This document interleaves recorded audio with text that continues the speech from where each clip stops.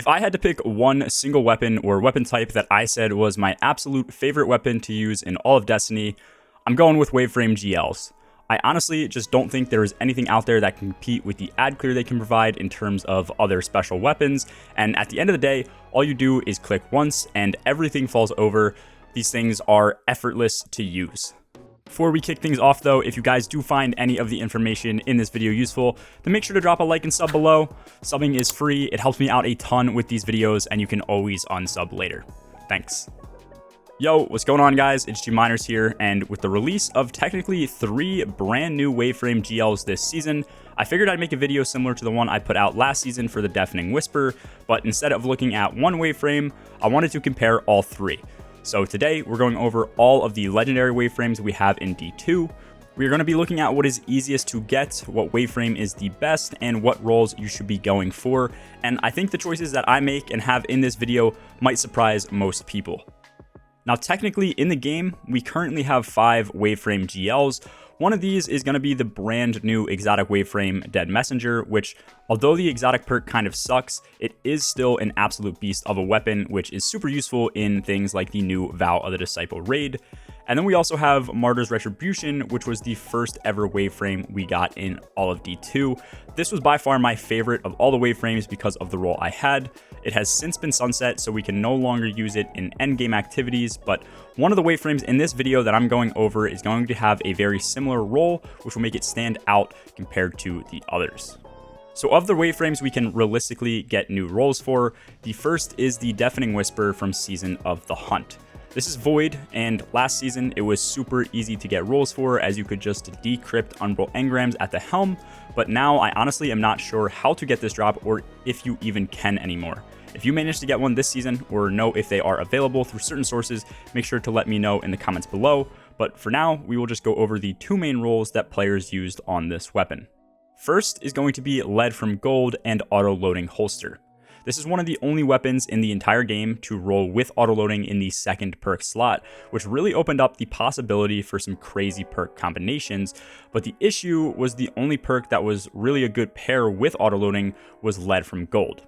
This is the main role I ran with, and it was still absolutely amazing, especially when running double specials, as your ammo economy was great. Players who were not fans of autoloading and like a more spammy playstyle with this weapon would end up going for Ambitious Assassin and Rampage. You could easily proc Ambitious with just one shot, getting many enemies to line up for a bunch of kills, and then with the 2 shots provided on your reload, you could quickly get off 2 shots with Rampage times 3 at something like a Major or Ultra for some quick burst damage. The main area this weapon ends up falling off though is with its reload speed. Even with a high base reload at 73, you need to get extremely lucky with your roll and your masterwork, and even then, you will only reach a max reload of 91. With no perks that help in reload speed, if you weren't using a Deafening Whisper with autoloading, the base reload would definitely be slowing you down. Not to say that this is a slow reload speed, but reloading after shooting each and every shot definitely adds up.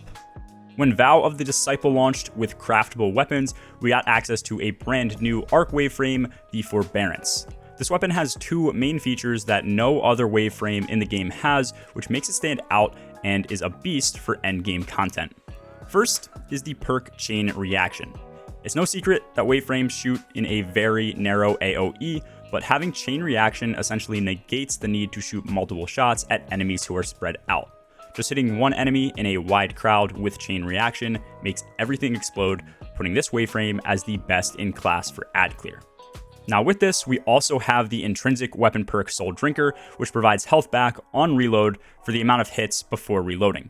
This perk is also based on the percentage of the magazine that ends up hitting, which means we should always be receiving the max amount of healing when reloading this weapon. So in terms of survivability, this is going to also be a step above stuff like the Deafening Whisper. When looking at the first slot, the main perk that players go for is going to be Ambitious Assassin. I think that Unrelenting and Stats for All have some potential to make this weapon stand out as well, but Ambitious overall is going to be hard to beat on breach loading weapons. Now, at the end of the day, this weapon's base reload speed is 74, which is literally almost the exact same as the Deafening Whisper. It couldn't be closer unless they were the actual exact same. So this is still going to have the same reload issue as the Deafening Whisper, but the difference is this weapon is craftable. So you can guarantee the exact roll you get, which means you can easily reach up to 92 reload speed once you have unlocked this weapon's pattern. Deafening Whisper is still going to be great if you want an auto-loading roll, but if not, the Forbearance is definitely going to be the way to go. But even with this roll, there is still one Waveframe that I think is going to beat them all. And it happens to be the easiest one to get, and also the one that most players sleep on or might not even know exists. The Waveframe I am talking about is the brand new seasonal one, Explosive Personality. And the reason that I think this is the best Waveframe overall is because it has one perk in particular, which is Field Prep. Now, I know this isn't a super popular perk, but this is what I had on my Martyrs Retribution that made it an absolute beast in PvE. With Field Prep, we do end up getting extra reserves for the weapon, which is actually great, but more importantly than that, we get faster reload and faster handling when crouched. This ends up being a plus 45 stat boost to our reload speed, which is huge. That's going to put our base to the max reload speed already, but Field Prep also applies a 0.8x multiplier to the reload itself. So not only is our reload maxed out, but it is also 20% faster than the max reload of any other Waveframe that you could compare this to. Now on top of this, we are also able to use the second column perk Frenzy. With this, we are going to get 15% increased damage, plus 50 handling, and plus 50 reload speed when in combat, which means no matter what, we are going to be at max handling and max reload speed, whether we are crouched or not. And when using this weapon to spam, Field Prep may override the benefits from Frenzy, but we still get the extra 15% damage, which is huge for things like Majors and Champions. This weapon, just like the Forbearance, is also 100% craftable, meaning that you can get yourself the perfect roll once you have the pattern. And the pattern only requires 3 weapons to be completed rather than 5 for the Vow of the Disciple raid weapons. When using Waveframes in general, the difference in ad clear between the best rolls and the worst rolls is honestly often negligible. Where different rolls start to differ is their downtime from reloading, and then because of this downtime, the DPS output they have. With Field Prep and Frenzy, your damage per shot will be 15% higher than any other Waveframe, and you will also be able to continually spam shots to decrease downtime and thus increase your DPS against something like an Ultra or Major in any raid or activity you are doing.